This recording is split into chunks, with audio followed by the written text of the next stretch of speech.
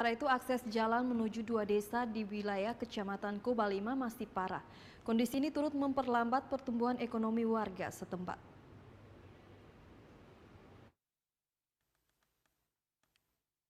Dua desa di Kecamatan Kobalima masih dinilai terisolasi lantaran akses jalan buruk.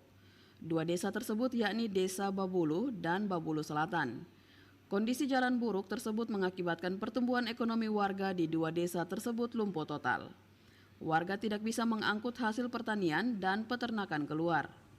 Mikael Moruk, salah seorang warga yang melintasi di jalan tersebut mengeluh akibat kondisi jalan yang belum mendapat perhatian pemerintah bertahun-tahun lamanya. Kondisi jalan di dua desa ini sangat membahayakan para pelintas sehingga perlu ekstra hati-hati.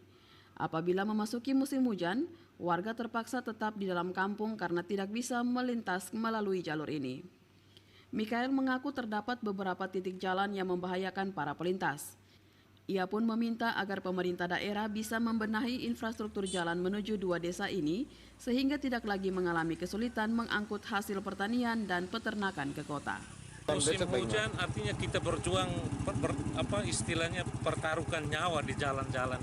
Ini jalan ini yang namanya Buku Fehan dengan jalan satu yang memasuk ke Bere Aman, lalu masuk ke kampung itu ke kantor desa sana juga sama. Jalannya kita istilah pertaruhkan nyawa lah, tapi mau bagaimana lagi, kita terpaksa harus jalan karena kebutuhan. Iya.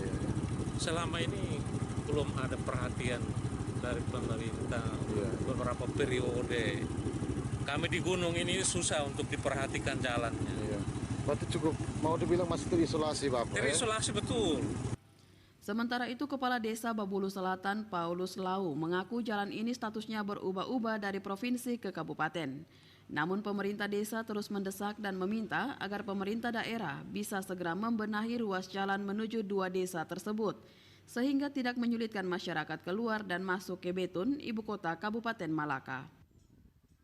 Jalan yang jalur Wemasa Babulu itu sebetulnya dulu itu dalam provinsi sebelum Welaus ini dibuka. Lalu waktu itu dalam provinsi, Welaus buka, statusnya tidak jelas. Terakhir kita koordinasi ulang, kita ikut ke Bina Marga provinsi, ternyata alihkan kembali ke kabupaten. Sehingga mulai dari tahun 2007, perkembangan 2011, persiapan Melaka mau Mekare ini kan sudah tidak jelas, dan mereka alihkan ke kabupaten ya. Setelah Melaka berdiri baru kita lebih ulang untuk ini, tapi sampai sekarang belum ada jawaban. 2 tahun yang lalu ada ya, sempat ada bahas di kabupaten, tapi realisasinya sampai sekarang belum. Dari Kabupaten Malaka, Yosman Seran, TVRI NTT.